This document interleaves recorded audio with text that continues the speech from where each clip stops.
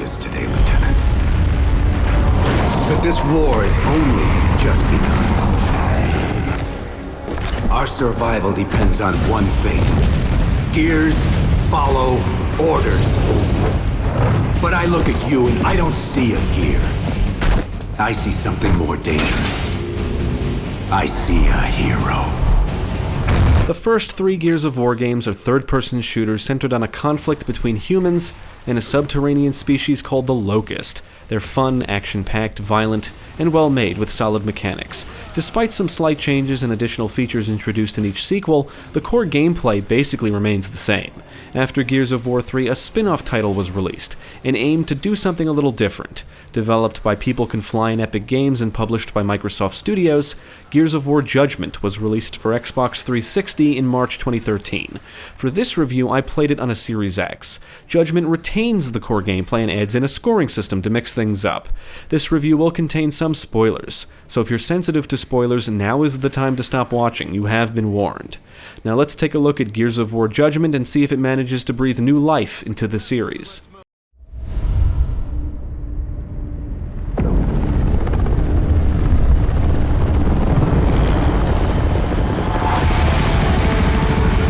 Set in the city of Halvo Bay, Judgment's campaign details the events of Kilo Squad that lead them to a tribunal. The squad consists of familiar faces Damon Baird and Augustus Cole, along with new faces Garen Paddock and Sophia Hendrick. The plot is primarily made up of flashbacks, as each member of the squad explains their actions. I cannot say the story is any better or worse than anything the series has offered so far. Those that have grown attached to Delta Squad in the previous games may appreciate the glimpse at Baird and Cole's past. One positive thing I will say is that squad members are somewhat developed and feel like actual humans, instead of just big buff locust-killing machines. Hate this stupid city. What's his problem? Long story. In addition to the Judgment campaign is the Aftermath campaign, which does need to be unlocked. The campaign is set during the events of Gears of War 3. Baird and Cole return to Halvo Bay to find reinforcements for the assault on Azura. The story here is basically an extension to the Gears 3 campaign and can be completed in under 2 hours. Can we have your helicopter instead? No! Now, Judgment's biggest sin is that it is more of the same. There's nothing really innovative about it. There's not much about the gameplay or mechanics that we haven't seen before. That's not to say it's a bad game, but if you're looking for something fresh set in the Gears universe, this ain't it. However, that's not to say it feels like a total cash grab either. The game features a scoring system, and that's the real draw here. It's obvious the game was designed with cooperative play in mind, and the scoring system adds a good amount of replay value.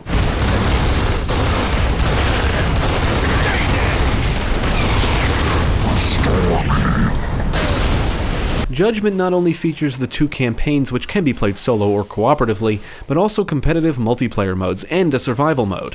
I was unable to find any online matches, but you can play with bots, and that goes for the survival mode as well. Survival is kind of similar to the Horde mode in the previous games. Players choose one of multiple classes and must protect E-holes and generators from waves of Locust, and each class has an ability that can benefit the squad. While survival is a cooperative mode, it does have a competitive variant called Overrun, which is basically the same thing, except one team will play as the Locust. Ammo's going out! Somewhere? Grenadiers!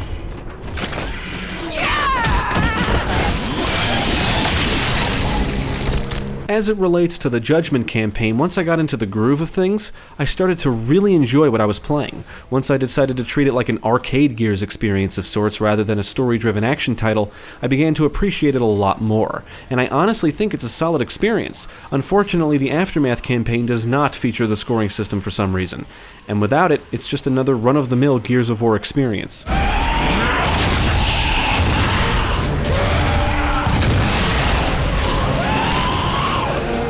The story will put you in the shoes of each member of Kilo Squad, and each member's story makes up an act of the campaign. Each act features numerous objectives to complete, and you're scored for each one based on your performance.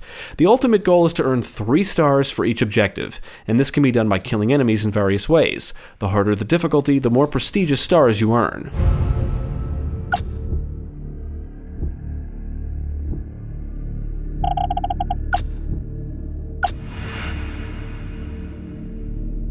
Now, what I really think makes the scoring system fun and interesting is the Declassified Missions. Typically, before you begin an objective, there's usually a Gears icon somewhere nearby, and interacting with it lets you view and activate a Declassified mission. These missions are basically modifiers that will make things harder, but enable you to accumulate stars faster. What's really cool about these is that they mix things up to keep the gameplay interesting. They'll make you think and approach situations differently. You'll have to complete objectives within a time limit. You'll be forced to use specific weapons. More enemies will be thrown at you, visibility will be reduced, and you'll have to be mindful of certain environmental hazards.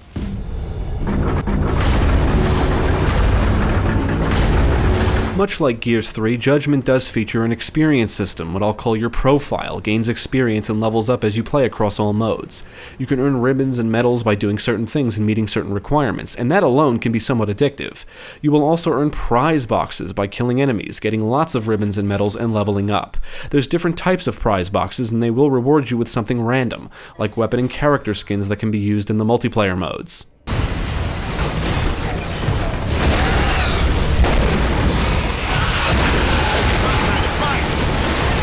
Earning all 3 stars for an objective may not always be easy. You do have to be somewhat aggressive, and being down but not out does drain stars.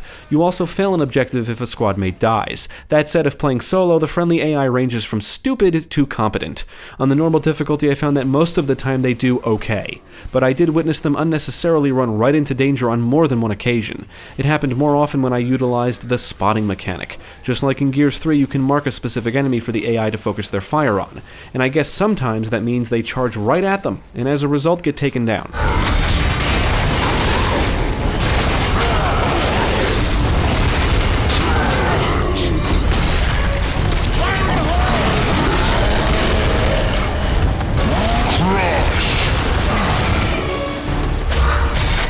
Dr. Paddock, to the rescue! Now, as fun as the game can be, it doesn't always feel like a typical Gears game, which is both good and bad. Despite the gameplay not being innovative, I appreciate the developers attempting to mix things up with the scoring system. But you can tell the Judgment campaign was designed around the scoring and cooperative aspects. Many encounters do feel staged, and there's a lot of defense objectives. These encounters let you set up some basic defenses like turrets and laser tripwires, and they all typically play out the same, with tougher enemies thrown in the further you are into the campaign. In fact, much of the campaign throws numerous enemies at you, even more if a declassified mission calls for it, so encounters late in the game can feel very chaotic.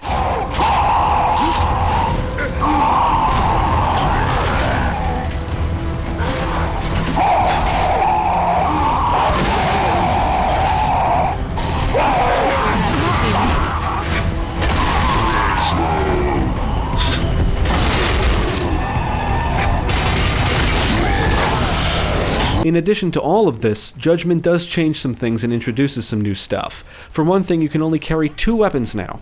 You can walk over certain ammo drops and automatically pick them up.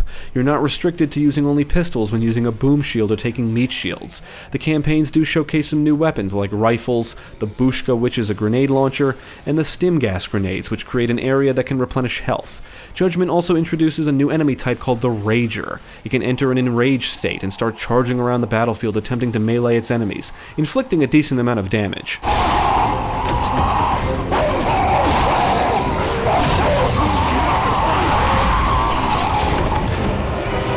Unlike Gears 2 and 3, the campaigns don't feature too many set pieces or scripted events. Most of the time you're just running and gunning. There is a segment that lets you use a silverback to mow down foes, which is a lot of fun, and my favorite encounters are set on a beach. At one point you'll have to assault a beachhead defended by Locust, and then defend it later on. Other than that, there's not a lot of environments or scenarios that I found particularly exciting compared to what we've experienced in the previous games. You'll shoot your way around a museum, mansion, rooftops, hotel, old town, and courthouse. The environments always seem somewhat open to support the encounters, because you're always going from one objective to the next, and each objective has you engaging enemies in some fashion, and there's plenty of walls, structures, and things to use as cover. Exploration will typically lead you to weapons, ammo, and cog tags, which act as a form of collectible.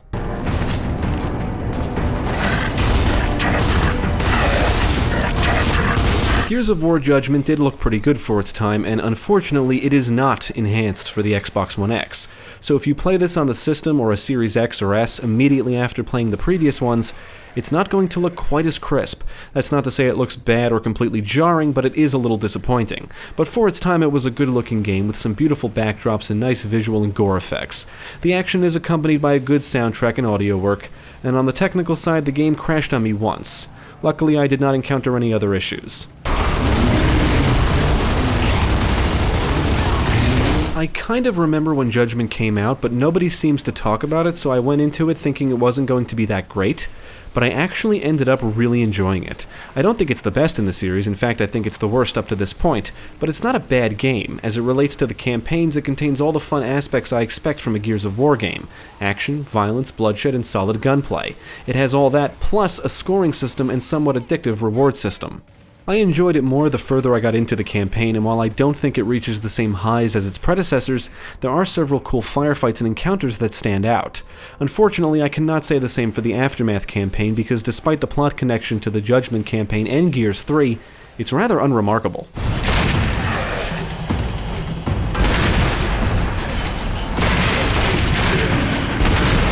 We got some more!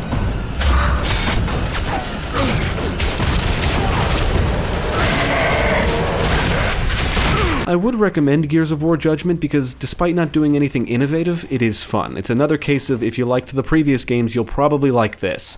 That is, if you're not tired of the tried and true formula at this point. As it relates to the Judgment campaign, the scoring system is the real draw here, and if that doesn't interest you and you're looking for something more than just another cover-based third-person shooter, you might want to look elsewhere. Otherwise, it's a solid spin-off and entry in the Gears franchise. It's not the best, but it can make for a good time.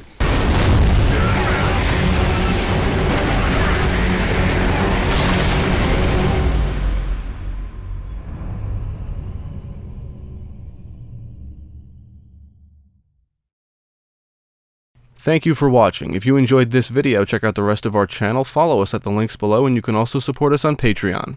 If you're interested in more gaming content, check out our friends over at Gamecast.